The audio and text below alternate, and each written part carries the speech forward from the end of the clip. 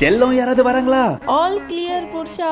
So Palani படிக்கட்டு சுத்துக்கிறோமா இல்ல திருப்பதி மொட்டை அடிக்கிறோமான்ற 30 நாள் பந்தயத்துல இன்னும் 2 நாள் தான் இருக்கு. போதும் போதும். ஸ்டைல்ஸ் நேத்தியோட வீடியோல டீடைலா சொல்லிருப்பேன். என்னோட வைஃப் பிரெக்னெண்டா இருக்கிறதுனால ஒர்க் ஃப்ரம் ஹோம் கேட்க போய் டெலிவரிக்கு ஐடில 6 மாசம் பெய்டு லீவ் கொடுப்பாங்க. அவங்க மேனேஜர் இன்னும் கொஞ்ச நாள்ல நீங்க 6 மாசம் லீவ் எடுத்துட்டு போயிருவீங்க, உங்களை ட்ரெயின் பண்றது வேஸ்ட், உங்களை ப்ராஜெக்ட்ல இருந்து ரிமூவ் பண்றோம்னு சொல்லிட்டாங்க. ப்ராஜெக்ட் போச்சு, ஆனா அதை விட இன்னும் 3 மாசத்துக்கு அப்புறம் அவங்க எப்படினாலும் அந்த லீவ் எடுத்துருவாங்க. அதனால வேற எந்த ப்ராஜெக்ட்டுமே கிடைக்காது.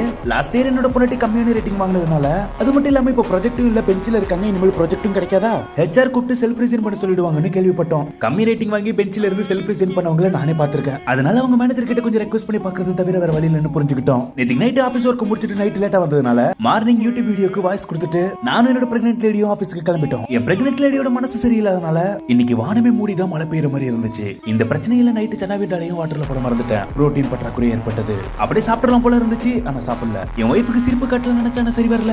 அதுக்கப்புறம் என்னோட ஒய்ஃப் அவங்க மேனேஜர் கிட்ட பேசி கிட்டத்தட்ட ஓகே பண்ணிட்டாங்க. என் ஒய்ஃபோட மேனேஜர் அவங்களோட மேனேஜர் கிட்ட பேசிட்டு கன்ஃபார்மா சொல்றேன்னு சொல்லிருக்காங்க. நண்பங்களே, என் பொண்டாட்டிக்காக கொஞ்சம் ப்ரே பண்ணுங்க. இங்க இருக்கிற எல்லா லைட்டையும் ஆஃப் பண்ணிரலாம் போல. ஏன்னா என் பொண்டாட்டியோட மூஞ்சில 1000 வாட் பல்ப் எரிஞ்சது. அவங்களோட 32 பல்லும் தெரியும். போதும் போதும், புகழ்த்துற மாதிரி புகழ்த்துனதெல்லாம். அப்புறம் உங்களுக்கும் என் நிலைமை தான், ப்ரொஜெக்ட் போயிடும் பாத்துக்கோங்க சார். அதுக்கப்புறம் நான் சர்வர் பிரச்சனையை பார்க்க ஆரம்பிச்சேன். அது முடியற மாதிரி இல்ல. இந்த வேலையை ஏற்கனவே பல தடவை பார்த்தவரை இப்ப லாங் லீவ்ல இருக்காரு. அதனால இதை நான் இன்னைக்குள்ளேயே முடிக்கணும் வசமா மாட்டிக்கிட்டேன். என் ஒய்ஃப் சமோசா ஸ்நாக்ஸ் ஏதாவது வாங்கி தான்னு பிரச்சனை பண்ண சமோசா முடிஞ்சு போச்சு. ஆனா நான் உங்களுக்கு கடலை வாங்கி கொடுத்தேன். ஆனா நான் உங்களை ஏமாத்துறேன்னு சொல்லி டென்ஷன் ஆக அப்புறம் ஒரு ஸ்வீட் கார்டு வாங்கி கொடுத்து அவங்களை சாந்தப்படுத்திட்டு ஓடாத வேலையை யோசிச்சுக்கிட்டே இருக்கிறத விட கொஞ்சம் பிரேக் எடுத்து திருப்பி ஆரம்பிச்சா ஏதாவது ஐடியா கிடைக்கணும் நம்பி ஜம்ல இன்னைக்கு ஜஸ்ட் அண்ட் ட்ரைஸ் அப்ப கன்ஃபியூஷனோட முடிச்சிட்டு அட்லீஸ்ட் இன்னைக்கு என் பொண்டாட்டியோட வேலைக்காவது ஏதாவது சொல்யூஷன் கிடைச்சதுன்னு நம்பி சர்வர் வேலையை முடிச்சு விட்டுறலான்னு கிளம்பிட்டேன். ஆனா அப்போ எனக்கு புரியல. என்னோட ஒய்ஃப் இன்னும் சிரிக்கிறத நிறுத்தலங்க.